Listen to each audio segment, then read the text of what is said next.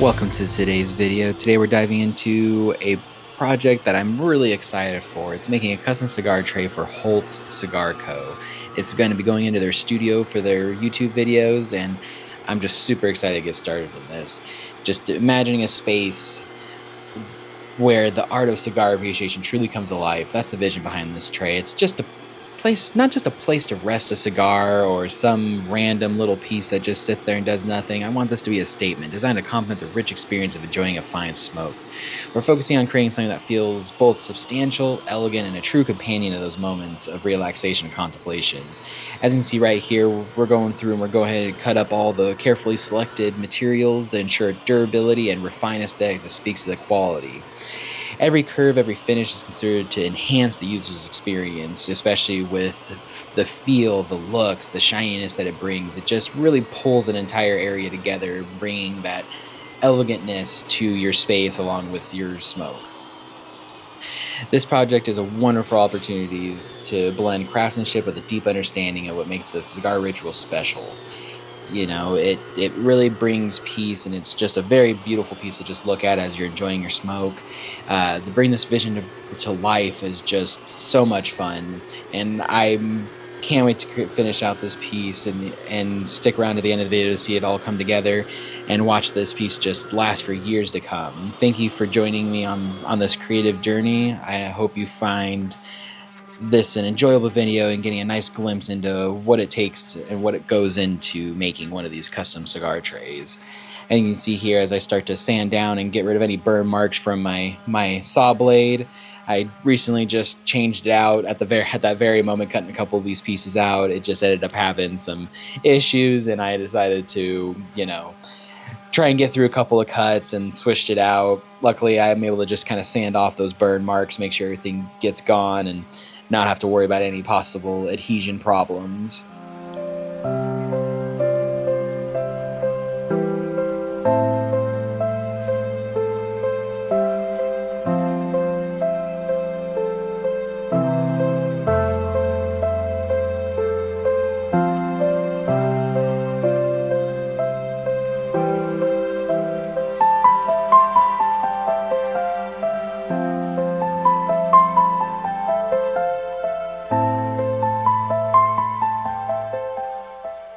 And you can see here, there's definitely a lot of sanding going on, having to go in between, back and forth, grabbing all the different parts. And we're going to go ahead and sand up this big old chunk of Myrtle that I'm going to go ahead and break down and for more center parts for the inner areas that for the mosaic pattern that it's going to have.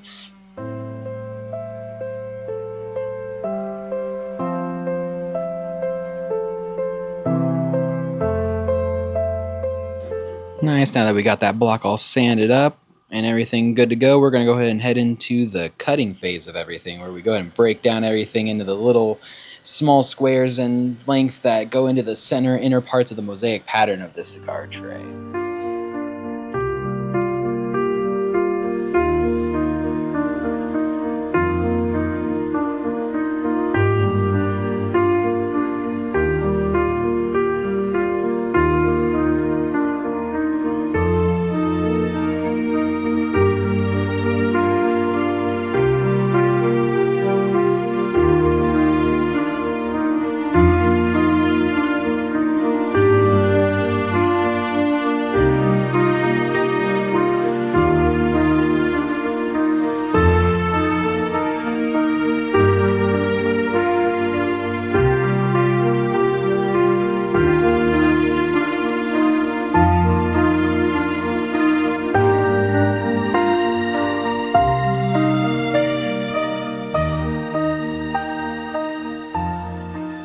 Definitely a lot of pieces go into this. You'll see as we dump out this bucket full of pieces, whew, whole lot of them. All right, let's go ahead and get started up into this pattern here.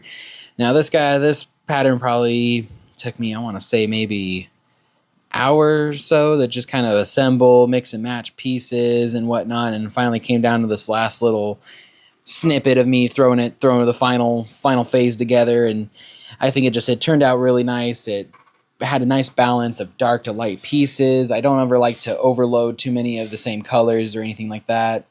It just definitely brings everything together, and especially once we get this all finished up and polished up, it is just gonna pop immensely.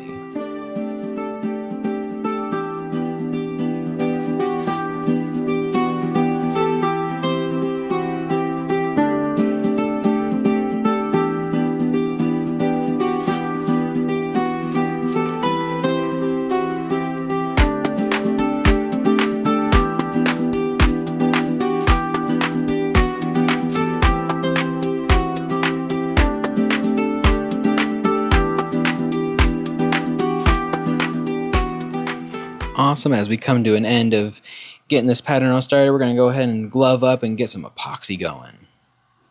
We're going to go ahead and go with some black epoxy from Odie's Finishes or something like that. I can't remember off the top of my head. We're doing about, I want to say about 8 ounces or so of epoxy to just lay down a first adhering layer to make sure all the pieces stay in place, that none of them want to come up or anything. That's a lot of the reason I don't necessarily pour all at once, is because if I do, a lot of the pieces will end up floating up, and then you got to clamp down the top, and it becomes a big headache. So I usually start with a small thin layer on the bottom to give it a nice adhesion to the bottom of the mold, keep all the wood pieces in place, and then I come back through and I'll go ahead and mix up another batch and pour it all in to give the final fill of all the rest of the areas that haven't gotten filled.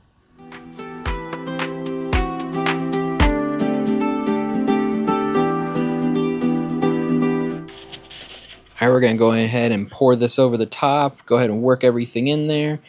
Make sure every little piece has been coated, or at least somewhat has made it to the bottom, to try and adhere everything together. From here, we're going to go ahead and let it cure for about 24 hours, and then we'll throw another layer on top of it.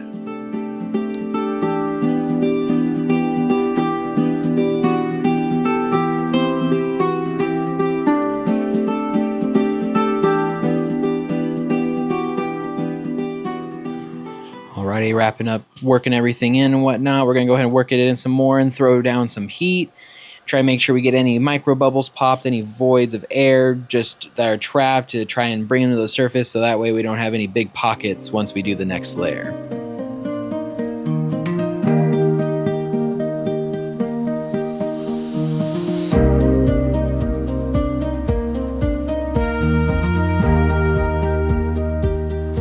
Awesome. Now that we've gotten that all done, I sadly didn't get the chance to record me pouring the final layers, but here's me demolding it once I got those the final layer of epoxy put into it. Now everything's all filled and solidified. No voids, no spaces. Go ahead and enjoy me just beating the absolute hell out of this thing to get it out. Eventually being able to pop it right out. Honestly, it's easier than it looks. I would say popping off these sides were more difficult than dealing with getting it out of the main mold.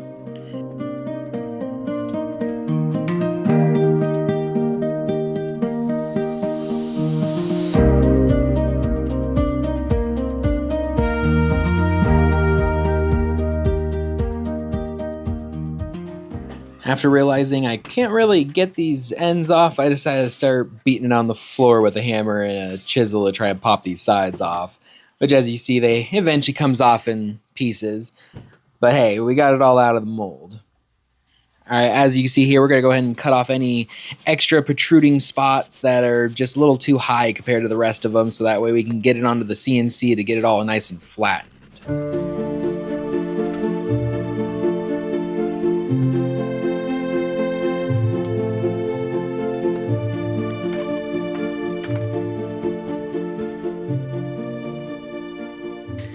Now it's all nice and somewhat leveled out, all the big extrusions taken out. We're going to slap it on here into the CNC and go ahead and level it all out, start seeing some of this pattern show up.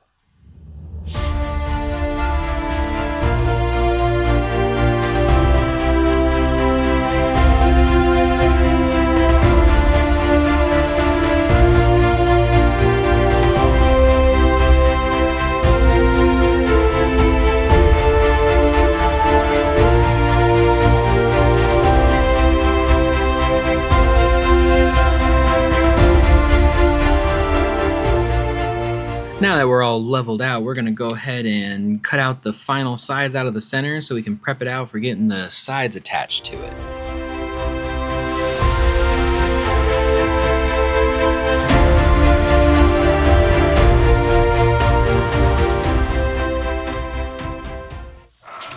we wrapped up the centerpiece, we're going to go ahead and start with the outside edges. Go ahead and cutting down this beautiful piece of mesquite wood to produce 4 sides that will also carve out to throw in some inlays out of maple for the sides. As you see here, we're going to go ahead and carve out those sides.